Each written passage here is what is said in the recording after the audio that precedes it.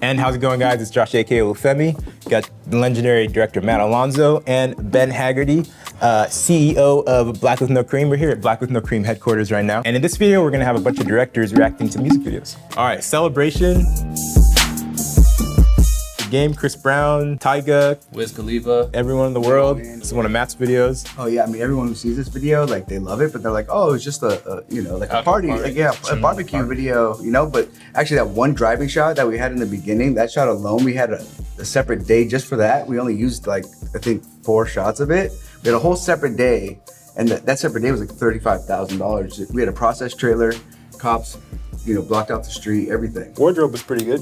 Yeah, like I said, everyone was styled. That's the thing I feel like I always kind of overlook, and my girlfriend always tells me, Josh, you're completely overlooking. You're putting all the other aspects of the video together, and the people look like crap. I mean, that's the biggest thing. It's like you could have a really simple video, but then have everyone. I mean, you gotta remember like their brand, and you're putting them on the screen, so you're essentially just doing a commercial. So you want to make sure that they look the part. Wardrobe's just as important as set design, right? Well, I mean, absolutely, because if they look like trash, no matter, and if you have a great camera, they look even trashier since it's so clear. Right. Like, I mean, 12K and they look like garbage. Shot this outside the entire day. Light was always changing, but I felt like for the most part, it looked like you were shooting at Magic Hour the whole time. And I know No, we just had ND and Polas on, and then obviously the color correction did a lot for us. But we shot every time, pretty much whenever we could, because we had Chris, Wayne, everyone came at different times of the day. Because they were on the picnic table, we were right underneath them, so that means the sun was been right on top. So it was probably about 12 o'clock. Wayne came a whole nother day. This was shot in 3 or 4 days.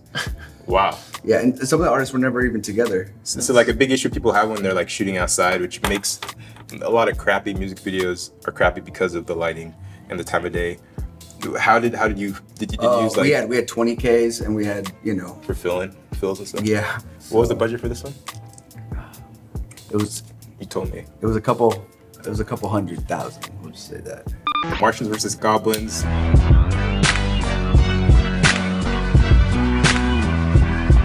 Yeah, mentioned a bunch of VFX, little tiny VFX tricks. Shout out to Tyson.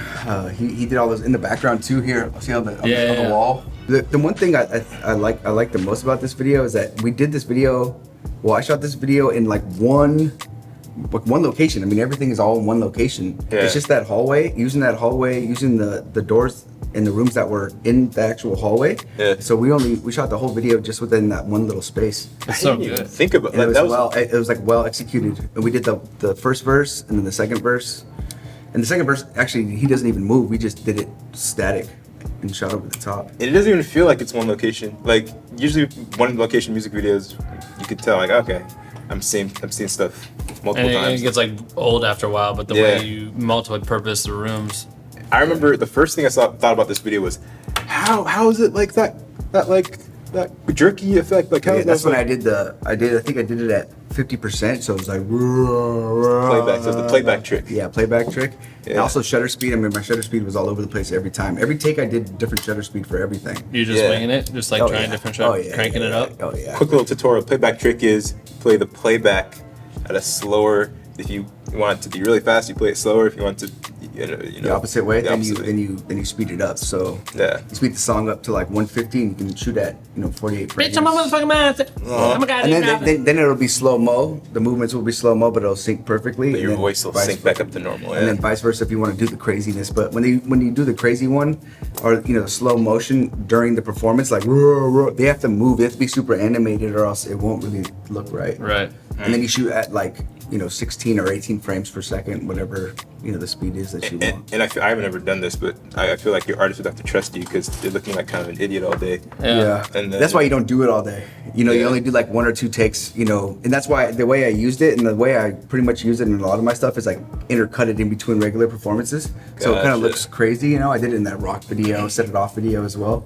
Do you want to know the one thing I don't like about this video? Fucking product placement, man. The Beats headphones. We had to. I know you do, but that's what one thing I hate about music videos, how they literally choke you out and make you get the budget by throwing that stuff in there. Yeah, I mean, he was an Interscope artist at the time, so, and the headphones came out. Actually, Dope Boys was the first music video the headphones had ever been in, ever. It's actually dope that they're the headphones, and at the time it's kind of hard to get a Beats headphone. But what I'm saying is, no matter every music video, it always has to cut to some product, and it just takes you away from. Yeah. Why are these Beats headphones? At the same time, like some of the kids out there, if you can't get budgets and like the artist doesn't have a budget. And I'm not knocking that. It, I'm not knocking that. I just hate that that's what, yeah. you know, that's the one way you have to play the. Yeah, actually that shot with the headphones was shot on a 5D. And it was shot in a whole different location because we didn't have any headphone placement in it. Jimmy Iovine got he's like, I love this video, like it's gonna be huge, but where are the headphones? Wow. And so last little VFX trick I thought that was dope. The syringe going in, that was all VFX because obviously you couldn't actually put liquid inside. Yeah, we had one of those like retractable, like fake, you know, needles, like from like middle school. Yeah. Another Matt Alonzo video, the Pound Hobson video. 2015, I'm too violent, the shit seems like I'm cooped out with lucid dreams. I'm a new route for these MCs. This is a drought that's coming. I'm about to sprout to start a new styles full of envy. I need to cool down what is in me. Everything I had bottled up pukes out when the pen bleeds. You drown from a 16. Yes, it's pretty good. It's alright, man. You know. Yeah, if you're into VFX and dope shots. Yeah, it was cool. I mean, for this video, a lot of the shots had to be static because of the visual effects. So. Oh, no tracking. Yeah. Yeah, we had a green piece of tape. That's actually all we had was a green piece of tape on. Really? On his neck. Yeah, that was the only thing that really. And all these shots are moved in post. So you made it look like you were handheld most of the time. Well, I was handheld. No, actually, yeah, pretty much, yeah. Everything was on sticks. It looks like. What was your plan for the VFX? Did you go into it knowing how you wanted to? Oh, I did everything. I mean, I met with Gloria Effects. Had done some work for us before. They came to my birthday party, and so then I met with them, and they told me exactly what they needed from me, which was a very detailed storyboard, and then whatever Photoshop examples I could do. So I put all that together beforehand, and then they were able to like tell me exactly how to execute the shots, and then when I was editing it, I pretty much did all the work for myself, right? And so I could really see the timing of everything, and they were like, you did a lot of work, you didn't have to do all that, but but I'm like, I had to edit it for timing, you know, like when did the body connect, how does it all work? Right. And for me, I couldn't just do it fake. I had to just really kind of get in there and do it. So that I have another edit before I send it to them that looks a little janky, but you know. So you literally kind of like did a. Well, I just gotta, because what we did was we shot a plate for everything. So we shot without hops in there. We just shot a plate, boom, Okay. And then we got him in and we put the green tape on and we shot the scene. So, and we didn't move the camera. So every time, all you had to do was put the plate on and then just in Photoshop, just pretty much Photoshop his head out, so that every time, you know, he had his head and his body was gone. They did a lot of all the shading and see all the 3D stuff and all that, you know. Yeah. But I had my own little arm that dropped down and everything. But they destroyed this video. Like they were so awesome and they did it so fast and wow. And the HUDs and everything. Like I wasn't too familiar with a lot of that stuff at the time. So A new video, The Joker performing Slight Work, directed by Matt again.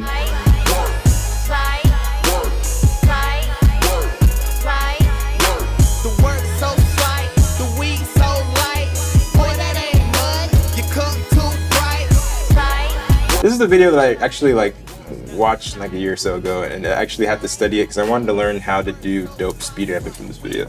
This is a video where you actually don't see a lot of the lyric sync, but it's cool. That's like the thing I like about the video. And before when I shoot music videos, whatever, I was like, okay, everything's gotta be perfectly synced. And this would taught me like you could actually like not speed ramp, but speed slow. Out of every other. And then, but then a lot of times, then I'll speed it up and go right, and then try to get it back. Right. You know, I mean, because this video was like right there. This video was actually I did that. Like I did a lot. I was learning speed ramps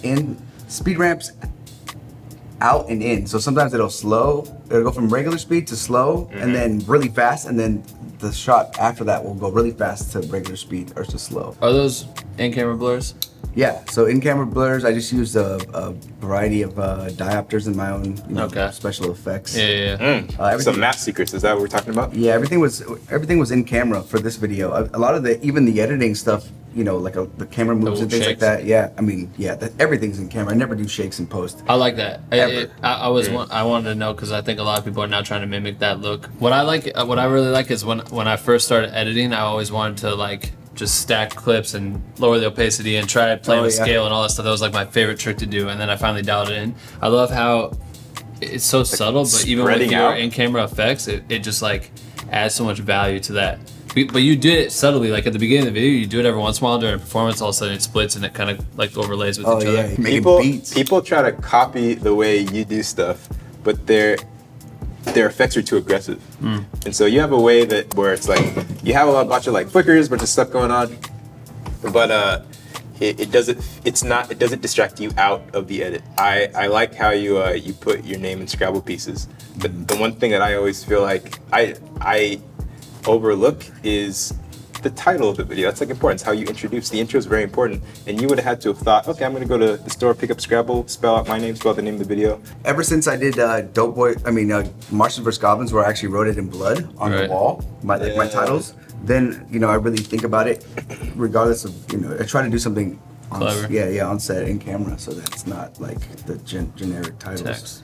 No, I think the way that you did, because to me it looks like the budget was. This is what it looks like. It doesn't look like you had a lot of money, but you made it look like it was still high end, high quality for what it could be. For what it could be. All right, another Matt Alonzo video. Daju Jalou. Yep, means jealous.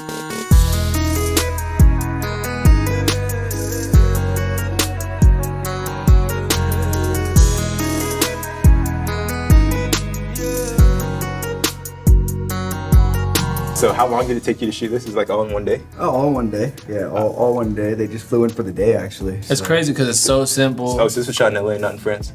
No, I shot here. Yeah, shot at some mansion up in North Hollywood. But like, let it play, because then at the end, it's a whole different. We had like 7 or 8 setups in this video, maybe even more actually. Dang, quick little. We're watching it right now. The fake driving. There's like a little shot at the beginning. Where so he was just, we were just pushing the car, and it's actually on my Instagram. You can see we had a couple of mirrors that were shining into the. One was shining into the lens, and then another one was shining onto him. So we were just moving that, so it looked like he had craziness. Yeah. So you have to push in. Well, it's just like really tight. Yeah, at least so it looked like they were driving. Yeah, of course. Yeah. You never want to do wide fake driving shots. That's never. Dope. I love the diopter you're using, the lens distortion. Yeah, I love the diopter with the chandelier. That was Matt, what's a diopter? It's a Matt Alonzo filter.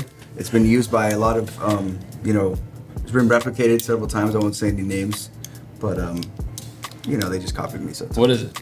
Yeah. It's actually meant for like to shoot food and close-up shots, maybe even like some Discovery insects type stuff. So you put it onto your lens and you're able to. Is that the long last skinny thing? Yep, that's exactly what it is. So diopter is Matt is one of the OGs that kind of started this whole trend as far as using it to distort. Basically, it's you're distorting the image by adding another focal length on top of the lens and creating a cool, weird distortion. But I had a lot of stuff for this. I mean, I had a lot of my bag of tricks where I had the prisms and some chandelier broken pieces from old videos and beer bottles you've used. Beer bottles, yeah, I've used a lot of things. Yeah. Just whatever, Joe Labizzi really kind of put that on the map, and then he just took it to the next level. He would break his lenses and stuff and just go for it. So location is everything. The location actually was kind of trash. Really? And, yeah, to be honest, like really? it was like it was almost like a frat house style. It was a company house that they didn't really use too much. There was barely any furniture, and the walls were dirty. Some of the stuff in the pool didn't really work. At night those fire pits didn't light up. Right. And so it wasn't. A lot of the stuff we added. All those lights. Waylon did. Shout out to Waylon. He did all the lighting there, and then we lit everything. And then I just lit it in a way that wouldn't really magnify those imperfections because they were everywhere. That's like. Well, that's why we're shooting up at the chandelier, and all you see is the chandelier. You actually don't see anything other than the house. You didn't see the janky stairs or anything like that. So, Hey guys, if there's any other videos you'd like us to review, make sure to leave it in the comments below. Please give us a like. DM Matt any questions. He'll answer. He's gonna say at the end of all these videos. Thanks so much for watching, and remember to keep it chill. Before we head out, guys, I gotta tell you about Envato Elements. It's a dope subscription service that gives you over 500,000 unlimited downloads for my favorite effects packs, transition packs, stock footage, and so much more. It's $33 a month, and I'm one of 2 YouTube channels that'll actually be able to get you $9 for the first month. Guys, check out this title pack that I'm actually using for a client project right now. And check out this new Instagram Stories template that I just downloaded. The possibilities are limitless. Every subscription helps the channel out, so please check it out. And lastly, if you sign up within 24 hours of this video dropping, I'll send you a personal thank you video message on your IG, thanking you for supporting the channel, and I'll shout you out in the next vid. Just make sure to leave a quick DM on my Instagram, mid-by-olufemi, with your receipt so I know who you are. Thanks so much for watching, guys, and as always, again, remember to keep it chill.